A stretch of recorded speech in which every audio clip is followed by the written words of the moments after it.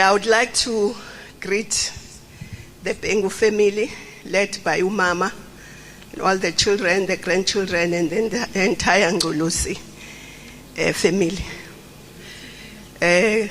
Greetings to the Deputy President of the country, Mr. Paul Mashatile. Greetings to the Premier of this province, Ubabuntuli, but also the Premier of Gauteng. I've seen. If there are other premiers, I'm greeting them also. The ministers who are here, deputy ministers, MECs, mayors, councillors, MPs, MPLs. I would also like to greet our religious leaders who are leading us, fellow speakers and fellow mourners.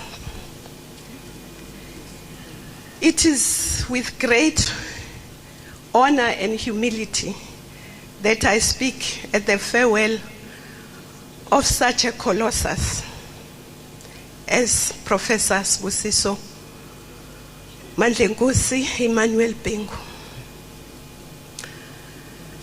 I first knew Professor Bengu when he was the principal at KwaZulu-Natal, but I wasn't a student there. I was a student at this University of Zululand.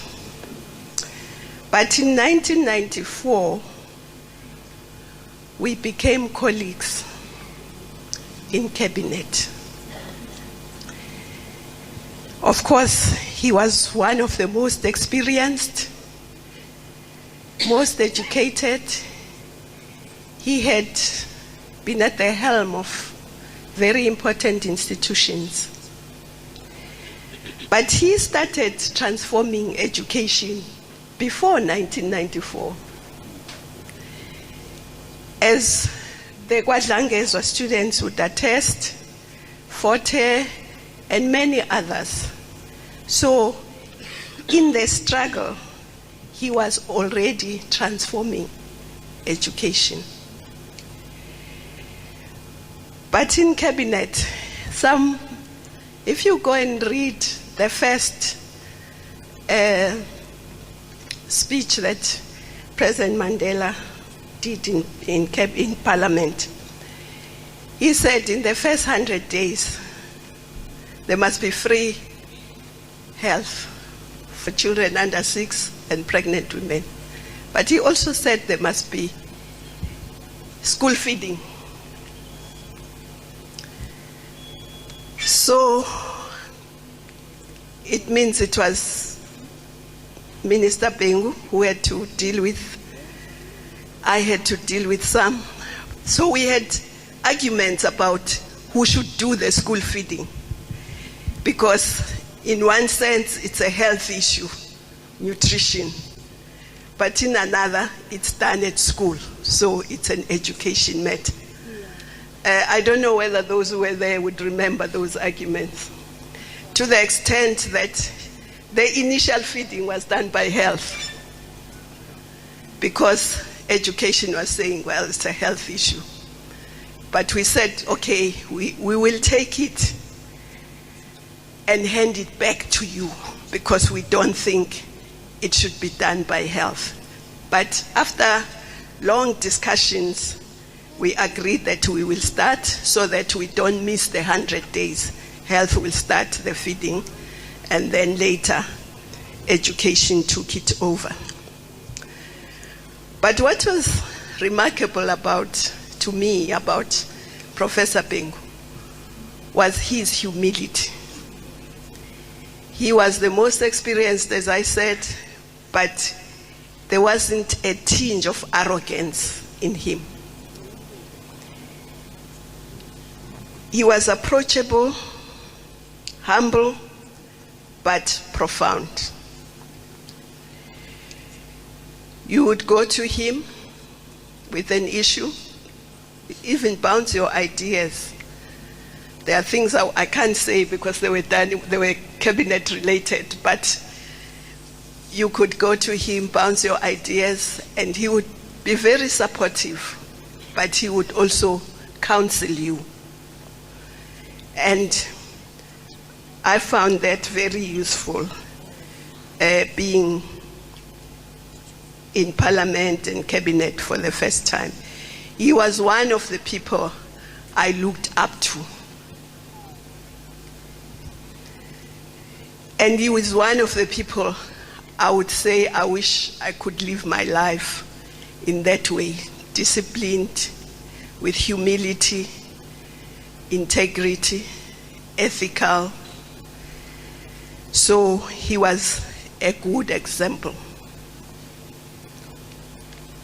Of course, we then moved on. He moved from the Department of Education, he became ambassador. I was moved to the Department of Foreign Affairs then, now it's called DECO. It wasn't difficult working with him because he respected everyone.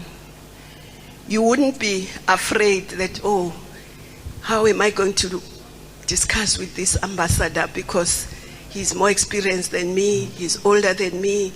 No. It was easy working with him because he respected everyone. And Germany was one of our most important postings. And we had a binational commission with Germany. So during his time, it was enhanced in the political, economic, scientific, cultural, and even environmental cooperation was enhanced between us and Germany during his time. And even the Chancellor of Germany had to say that. Germany at the time was our largest import partner and was our fourth largest export partner. And it was at a time when the capital of Germany had just moved from Bonn to Berlin.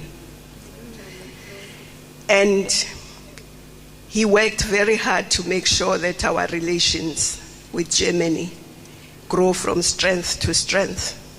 And of course, the Germans respected him just as we respected him here. He was an excellent representative of our country. But also what I learned from him, he was a true patriot. He loved his country. He loved the people. And if we could pay tribute to him by just following his example, all of us, this country will be better.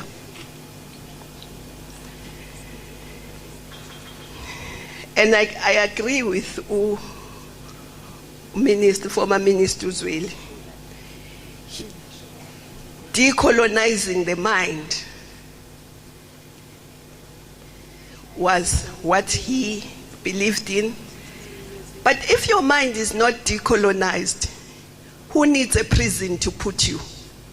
We are already in prison. You don't need the walls.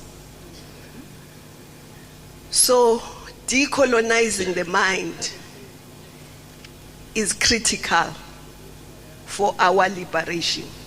For true liberation to happen in any place, the mind must be decolonized. And a lot of us, maybe our minds are not completely decolonized. We must follow Minister Bengu's counsel that we must decolonize our minds. In order to be disciplined, as we were told, he was a stickler for time. I will not take more time, but just to say, for me, if we just follow his example, this country will be a better country.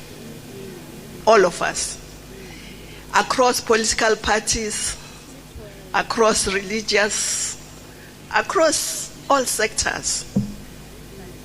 He was an excellent example. To the family,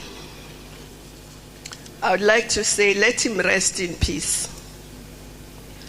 Let him join the galaxy of our heroes and heroines who have departed. And he has played his part. Everyone must say, I must bequeath to the next generation a better place than the one I found. And I can say without fear of contradiction that he bequeathed to this country, to the next generation, a better place, a better country than the one he found.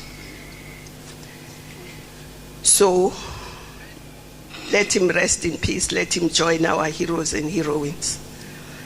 But I would like to say condolences to his dear wife, children, grandchildren, great-grandchildren, and the entire Bengu family. But be consoled by the fact that he represented the Bengu clan very well. He represented you well. He represented the country, and he was an excellent servant of the people because he served the people with love. If we all follow his example, we will bequeath to the next generation a better place, a better world than the one we found. Hamba kahle Ngcolozi. Usikhonzele kokhokho bethu, usikhonzele umaqhawe namaqhawekazi alelizwe. Ngiyabonga.